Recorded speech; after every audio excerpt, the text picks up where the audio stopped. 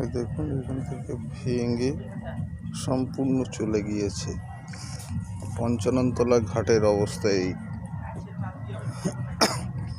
২০১৬ সালে ঘাটটা সারিয়ে দিয়ে গেছিল, ভেঙে চুরে চলে গেছে, একদম আর কিছু নেই। পুরো এত বড় জায়গা, এখন মানুষ যদি এখান থেকে নামতে যায় পুরো ঘাপ করে গিয়ে জলের মধ্যে গিয়ে হাত পা ভেঙে। ইরিগেশন দপ্তর থেকে ২০১৬ সালে লাস্ট কাজ করে গেছিল, তখন এই উপরের টুকুনি শুধু বাঁধিয়ে দিয়ে করে দিয়ে এইটুকুনি করে গেছিল। তারপরে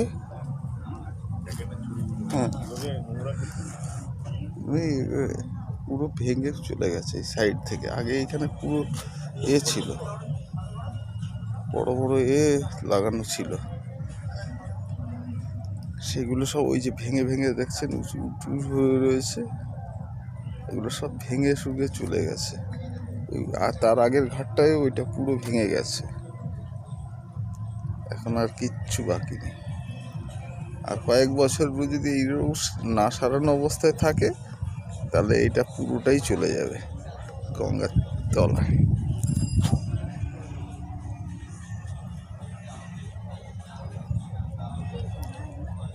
আগে ওই দিকটা হয়ে গিয়েছিল কাঠিয়াবা থেকে, কাঠিয়াবা আশ্রম, যে কাঠিয়াবা আশ্রমের ওরা সারিয়ে নিয়েছিল এই জায়গাটুকু, কিন্তু তার ওই দিকে আবার ওই যে উপরের ক্যাম্পের বাগানের ঘাটটা ওইটাও ভেঙে ওইখানে এরকমই অবস্থা হয়ে গেছে।